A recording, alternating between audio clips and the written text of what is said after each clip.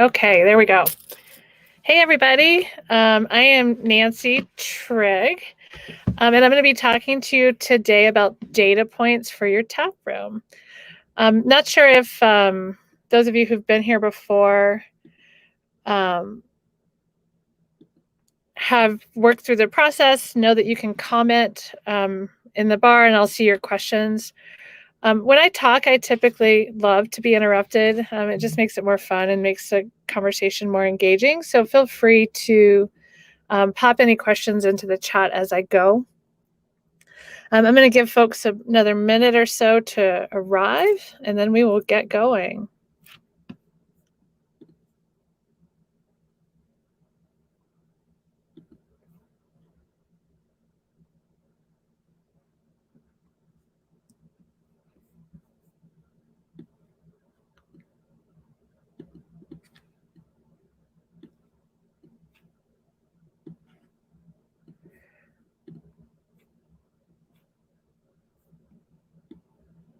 All right, let's just kick this off. Today, I'm actually going to be talking about key data points, particularly for your taproom. So things that you should be paying attention to in your business. I will point out, I've done a number of these talks for Andrew and Craft Beer Professionals, and in every single one of these conversations, the questions I get are around what data should I care about and what should I be looking at. So we're actually going to focus on just the data today. And, if this leads us down a track where folks have questions about exactly what I'm talking about and how this data gets captured, happy to go there, but wanted to start with the data instead today and kind of get that on the table so everyone's thinking about what data matters when you're running a taproom. All right. I am Nancy. I'm the President and Chief Growth Officer for Arryved. For those of you who don't know, Arryved is a point-of-sale company. We work with well over 1,000 breweries and taprooms in the U.S. And growing every day. So the knowledge that I have isn't my own. The knowledge comes from working with a bunch of brilliant folks like you all who run a taproom and are learning every day and sharing that information with us. I also work with a lot of different vendors and partners in the organization and tend to like to collect data from them, information from them as well. So as we go, I'll be sharing with you things I've learned. I'll be talking about our customers, not myself. But again, we have kind of a bird's eye view of over 1,000 customers and different ways of operating taprooms. So happy to share any knowledge we've learned throughout that process. We're going to start with product. So things that you need to know about what's selling and how it's selling within your environment. So we're going to jump into that. To start with, I want to just walk through each of these different line items, different types of data you could be looking at regarding your product. Probably the most common is, what's selling. You should know what's selling in your taproom so that you can actually respond to that. You want to sell more of more of what's not selling and keep those high volume numbers up. Also, getting a really clear and deep understanding of what sizes are selling and what sizes maximize profit. You might sell a lot of half pours, but maybe your half pours aren't as profitable. Or maybe your half pours are more profitable, so you want to sell more of them. The way that you can track those sorts of numbers are to basically know the COGS per ounce, know how many ounces you sell in each pour, and then determine how much profit you're making off of each of those sizes. This is going to vary by product, and so it's really important that you be looking at this from an individual product standpoint and not across the board, right? One beer might sell at an 8-ounce size, whereas another beer sells better in a pint. And again, you should be looking at that fairly regularly and knowing. One thing that I've actually been surprised about over my years of doing this is how rarely people actually test prices and their price elasticity. It seems like folks set their prices when they get started and then never change them again. I understand the reasoning behind that. I understand that you don't want to change things for your customers very much because your customers are what matters at the end of the day. But there is some tolerance for occasional changing of prices.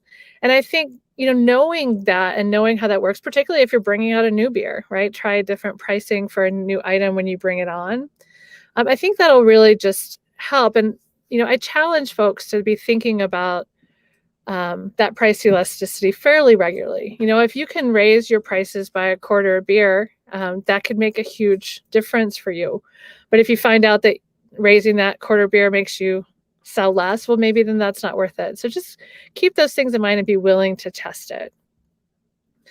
Another way that I like to think about the tap room is that it's essentially a showroom for your production side. So those of you who are actually doing any kind of distribution, even if it's just local to a few restaurants, things like that, getting that data about how long, how quickly, and how frequently things are selling is super important.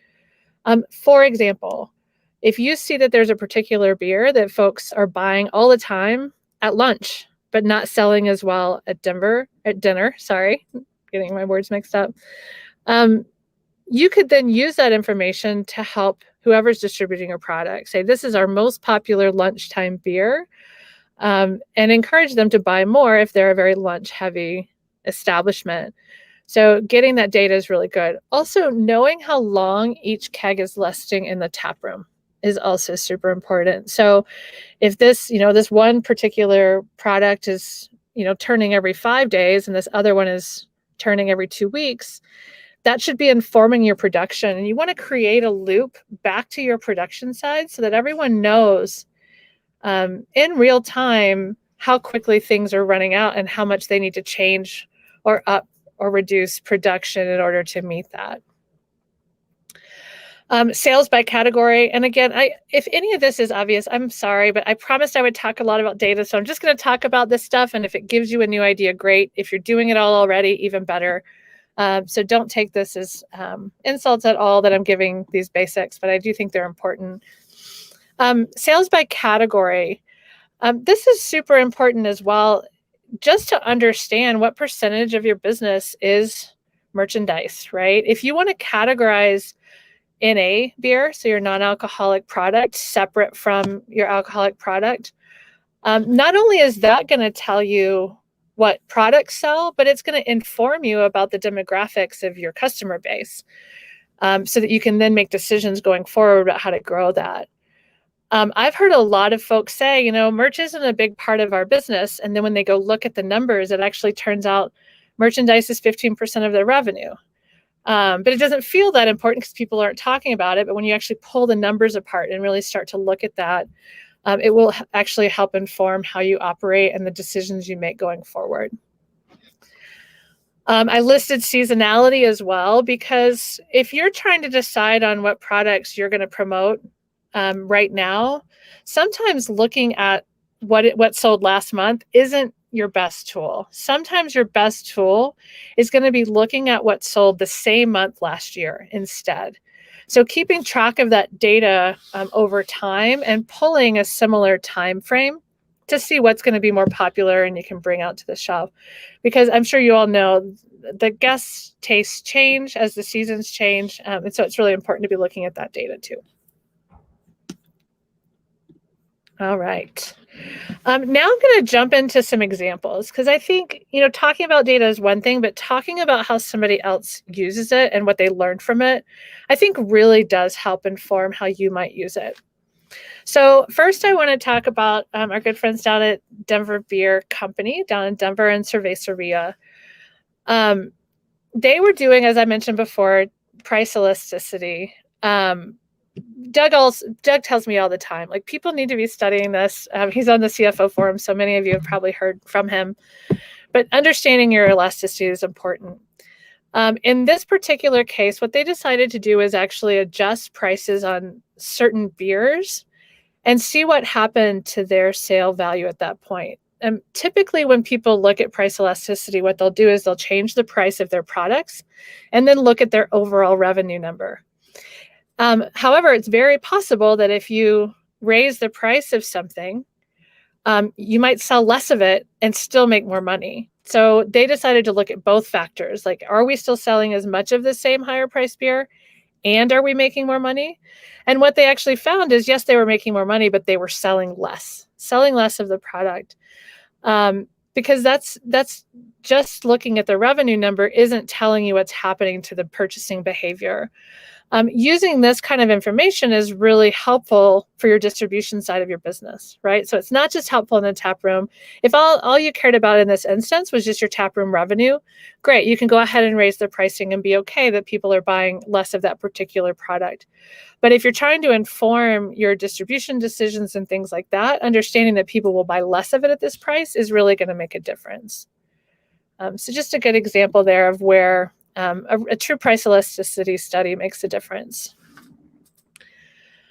This is another customer of ours, Peach Street Distillers, out of Palisade, Colorado. I love this story because it really does show how much just looking at numbers can impact your overall business. In their case, they did not actually have bottled product set up as a separate SKU in their point of sale. So they were selling a bottle of vodka, or they were selling a glass of vodka, and they were all intermixed in their data. They decided to change how the point of sale was set up so that they were reporting their to-go bottle sales completely separate from their draft sales, and it was easy to pick apart. And once they started looking at that, they're like, okay, there might be a real business here if we invest in it. So instead of just assuming it was going to sell, they then said, we're going to look at this separately. And then they started investing in things to change that number. They trained their hosts to sell those bottles. They even incentivized their warehouse staff so that if somebody happened to be on site when the tasting room was closed and someone came in to buy a bottle, they could actually sell those bottles, and they incented the staff to do that. The overall sale of their to-go bottles is now 20% of their entire revenue, including distribution. And this was a part of their business that they had been completely non-aware of prior. So just taking that time to pull the data out, sort of weed through it and say, what can we do to optimize this data? And then start checking it, right? If we start changing these behaviors, is this particular product going to go up in sales? And it's now a very vital part of their business. Just another good example. All right, let's talk about ordering times and how that can impact your business. I'm going to go through a couple of examples, but the data that you really want to be looking at is what sells when. So when is your product actually moving? This is really important. One thing to note, a lot of times when you're looking at point of sale data, that data is telling you what time people paid. That's not useful, right? What you actually need to know is what time people ordered. That's going to change. And I take that back. I'm not going to say it's not useful. It's not as useful. Actually being able to see what time people ordered different things is really going to impact your business, and being able to react to that and respond to that immediately. Also knowing what sold previously. Like if you go back in the past, again, I mentioned this earlier, but looking at what is our lunchtime product? What is our dinner product? What hour of the day is nothing moving at all, right? And what hour of day are our tab sizes the highest or our tab sizes the lowest, and responding. This also should impact your scheduling. So what are we doing in the tap room? You can obviously take a lot of space in your tap room that's not being utilized and use it for events and things like that when your numbers are low.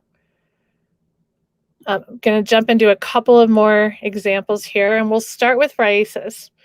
Raíces is a brewery and community center, also here in Denver. And I think that they do some of the best use of data of anyone I've worked with in terms of their event planning. So they actually look at their sales hourly all the time. They're constantly looking at their hourly sales data and saying, we have a block of time on Tuesdays that we're not getting a lot of sales. What programming or what event can we bring into the space during that time to increase those sales?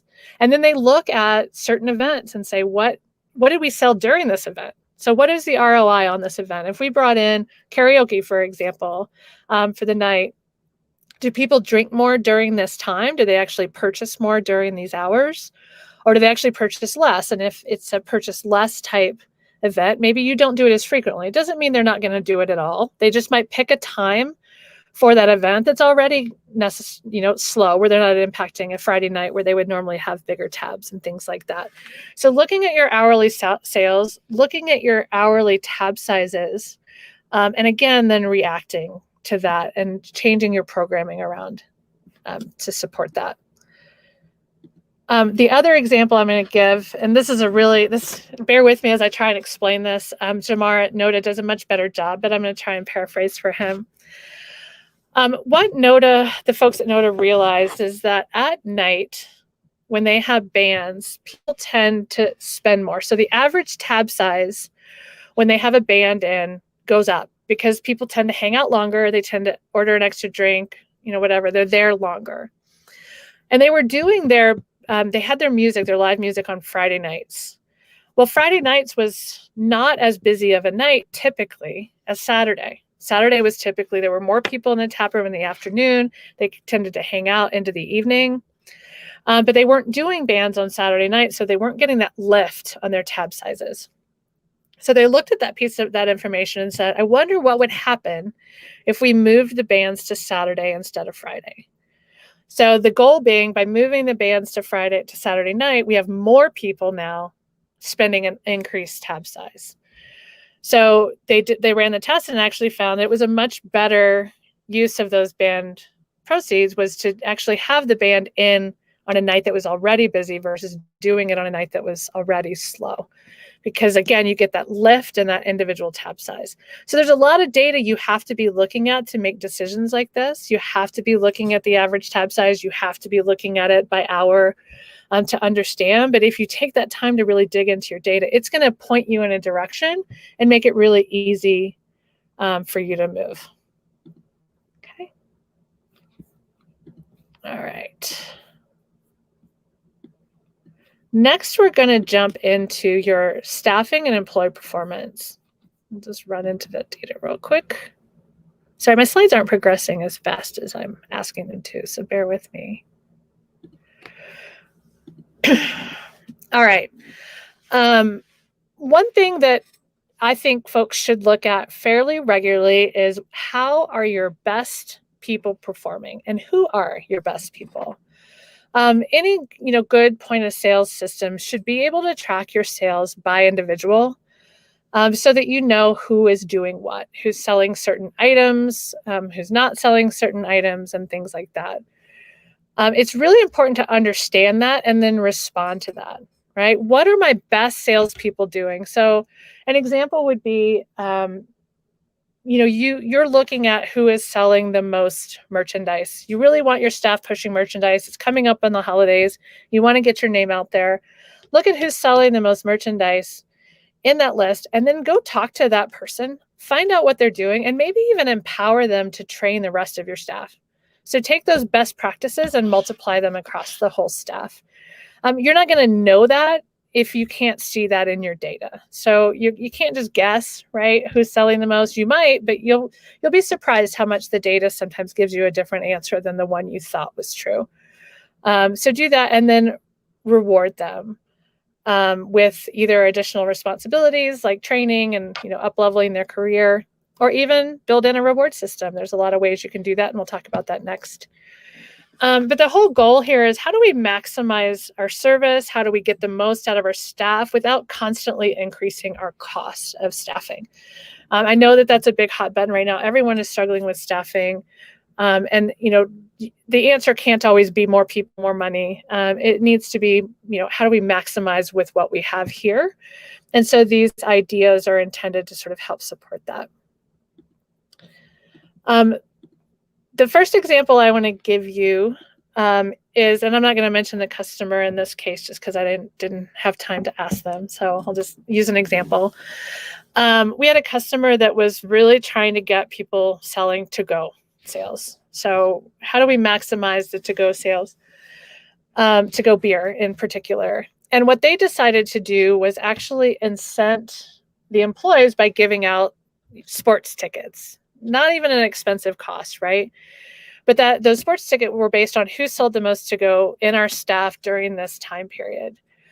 It's competition can be fun, right? And that I'm going to do better than my buddy over here. That kind of mentality with very little cost increased their overall to-go sales by 25%. I don't care what your number is, a 25% lift in any portion of your business is going to be significant. I love this example because, again, the cost was so low, right? I don't know where you all are. Here in Colorado, the baseball tickets are like $25. It's not even an expensive thing, but just that camaraderie and that fun and that competition amongst your staff, in this particular case, really leads to better performance. You do have to be able to get this data. So you have to be able to see who sold the most by category. So that's going to be something you have to go into your point of sale and make sure that you can easily track. But again, most systems should be able to give you something like that in data. All right. This is another staffing change. Back to Denver Beer Company, who we talked about earlier. Again, we're all kind of dealing with labor shortage realities right now. And this was an attempt by Denver Beer Company to solve some staffing issues, also reduce the overall labor cost, but they don't make any changes there without looking at data. So they're always looking at data and how does that impact things. So what they decided to do was actually put their GMs and leads, the folks that are already there working in the tap room overseeing things, into the role of a runner. So running out the products that had been ordered. And so they started running those out. Great benefit, right? You don't have to pay for one extra staff to be a runner. The server's doing it. But while they were doing that, they were looking at their overall costs and their overall revenue to see, how does this impact things? Does this make service worse? Is this making our guests less happy? Or is it actually having the opposite? And what they found was it had the opposite impact, right? Their sales started as a percentage of, labor as a percentage of sales obviously went down because they had one less staff. But the surprise was that their tips actually went up.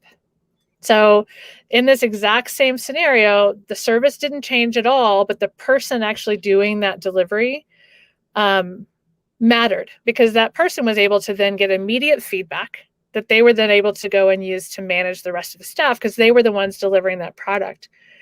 They wouldn't have even realized that if they hadn't been looking at this data and looking at both their sales data, their tip data, and all of that as they change their operating procedures. So it's one thing to change how you're operating and see what happens. It's another thing to change how you're operating and actually see the data behind what happens, because that's going to keep informing you about those smarter decisions over and over again. Another great example. All right, and one more. These are our friends over at Scott Street. They made a couple of changes at one time. They launched online ordering, so to-go sales, and they also launched switching to full table service. Now, going to full table service is usually something that folks are really afraid to do because of the cost, right? It takes a lot more people to go to full table service.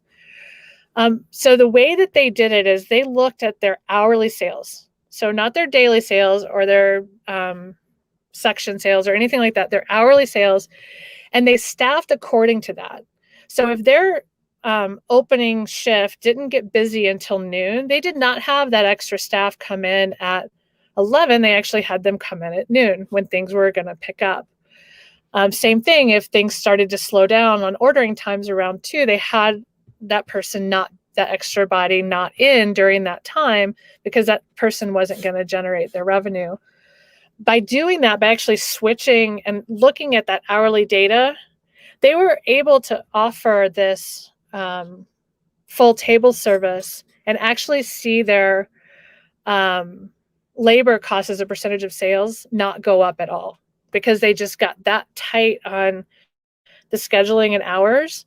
So they were actually reducing some of the labor costs that they didn't need and only putting that extra labor right at the time they needed it. Similarly, and this one's a little more obvious, when they launched their online ordering, their labor costs as a percentage of sales also went down.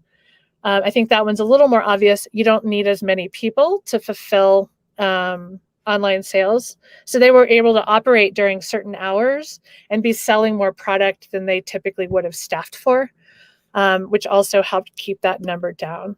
I think that, and you'll see that in my wrap up, I think, really looking at your labor costs as a percentage of sales is something you should, always be trying to do, because you can continue to make these decisions in an educated way.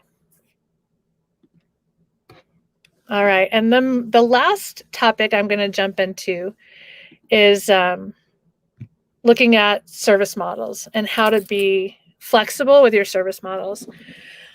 I know the saying words like flexing your service model makes people nervous because your staff doesn't, or your guests, don't necessarily want to change, right? And it's hard to change guest behavior. I am not suggesting that you change things up on your guests all the time, but it is important, I think, to test what they're willing to change, right? If there's some benefits to changing how you operate on certain days, try it, test it, look at the data, repeat what works, don't repeat what doesn't. But you're not going to know unless you try. You're not going to know if, could I make a little extra money on weekends if I just added a runner, right? Somebody who could run beers out to folks so my beer tenders aren't as busy. And trying it on certain days when the staffing's low. And then if things work, if you get that increase in sales that offsets the costs that you've taken on, add it another day, right? And just start communicating that to your guests. Experimenting every day, of course not. That would make everyone a little bit nuts. But doing it over time and sort of trying these things one at a time out, looking at the data and repeating what works, always a good practice. All right, as before, I'm going to jump into a few examples. Those of you who've seen me talk before have probably heard me give this one, but I think it's such a brilliant example, I like to repeat it. Our friends over at Cabarrus did one of their biggest events every year is Oktoberfest. And during Oktoberfest, they were getting a lot of complaints as they got more and more crowded about people having to wait in line to get beer. And the wait was getting so bad that they just stopped coming, right? They just weren't coming, or they didn't want to come, or they complained. That was the outcome. So they decided for this one event, one time a year, they were going to change how they operated as a business. And what they did is they actually sold tokens. So they had their staff walking around selling beer tokens and taking money. And then their bartenders, all the bartenders were taking tokens and pouring beer. They weren't dealing with money at all. And so their ability to provide service and get those beers out faster was drastically improved. And they were able to collect the money. Their goal in this whole exercise, I've already given away the punchline with my slide, but their goal in this whole exercise was to reduce complaints. But at the same time that they reduced complaints, which they got no complaints about wait time this year, was they also increased their overall beer sales by 20%, right? And again, if you can increase your beer sales by that much, that's something you should be looking at doing more of, right? There might be other busy times now in their business where they're going to try and use the same service model. Really great example, extreme results. And I think, we all kind of have that possibility in our businesses. This next one that I'm going to talk about this is general data. This is not a specific customer, and I'm happy to go into more detail about what we're seeing here, which is kind of crazy. But we released a feature. It's called Open Tab, and it's QR code ordering, but it's QR code ordering that keeps your tab open. So you don't have to order pay like a lot of the QR code systems. It's actually tied to the point of sale, and so the order stays open. You can keep going. Some of the pushback on QR code ordering, both internally, right, for us when we were trying to decide if we were going to release this, and for our customers was, our staff's not going to make as good at tips. People aren't going to order as much if we're not there to ask them if they want another every time. Those are all valid arguments. And so what we did was we set up a tool right off the bat to be able to see this data in real time. So what's the truth? Okay, we're going to launch this feature in a couple of sites, and we're going to look at the data.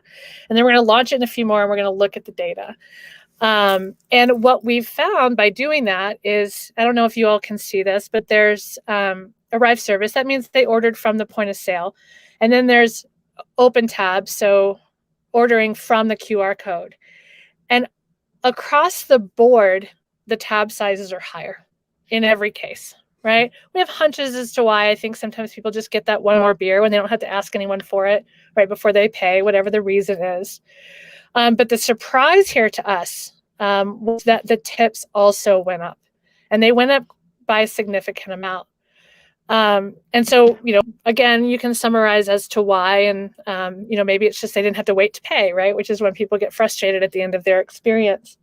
But regardless, the data is saying, do more of it, right? This works, do more of it, keep expanding your business. So it's not just that you all should be looking at this data, but your partners and your service providers who are providing you the technology should be looking at the tools that they're offering you and saying, this one actually, this should really help your ROI, and it should help for these reasons. And this is the data to prove that. And so, that's something that we always do with ours, is constantly be looking at that data too. So just giving you a slightly more general example, but you'll understand why I do it.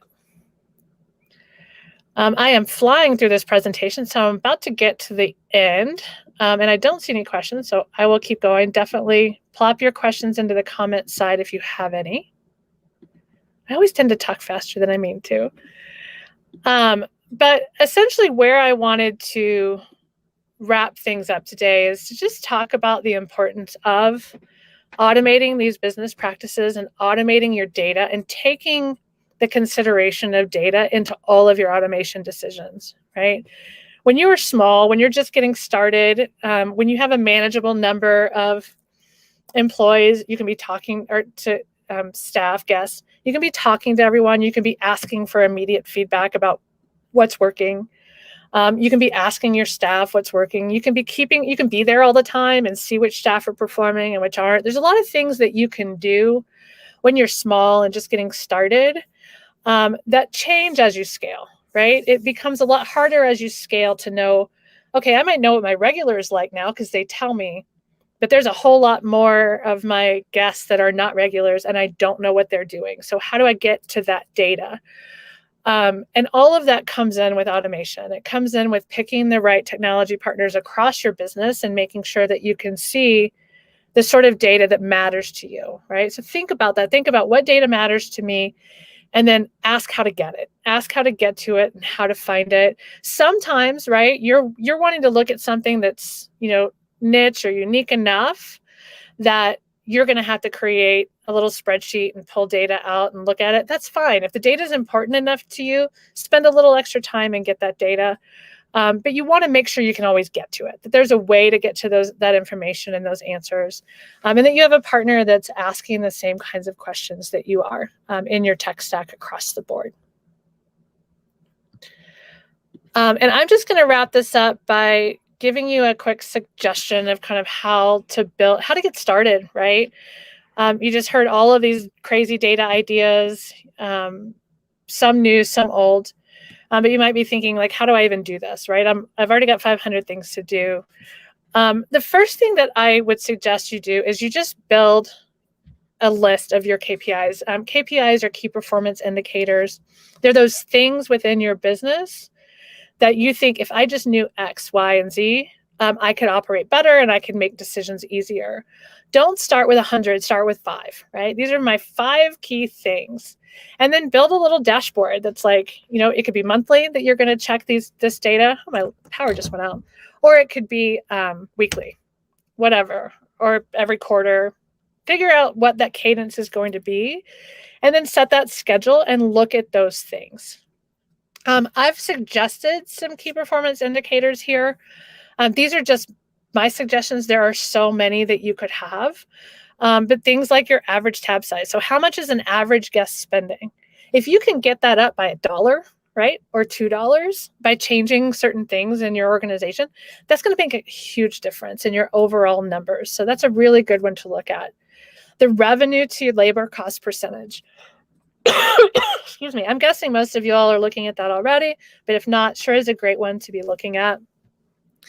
Your sales by category, understanding what categories of your business are your biggest profit centers.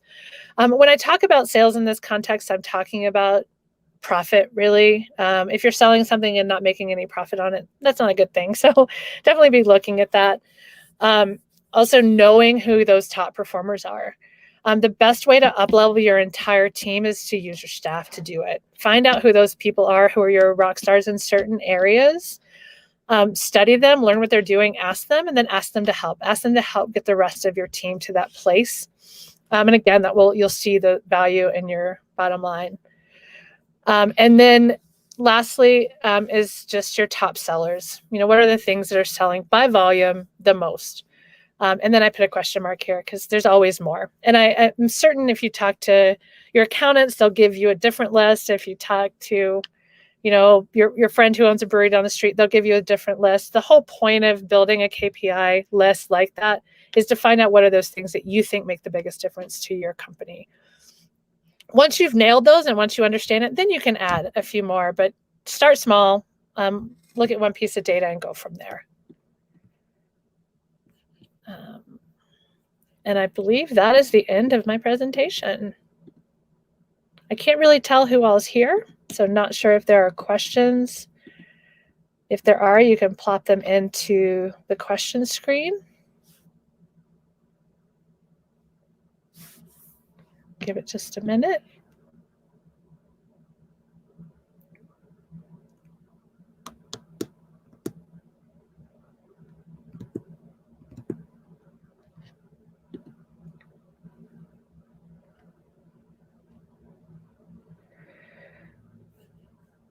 All right, well, it's not looking like we have a chatty group. I don't see a lot of questions, so we'll just wrap it up for now. If you need to reach out to me or anyone at Arryved, here is our contact information. Even if you're not our customer, we are still happy to help. We're happy to talk to you. We love this industry. We're passionate about this business.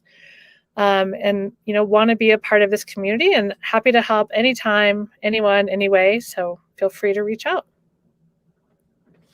Thank you.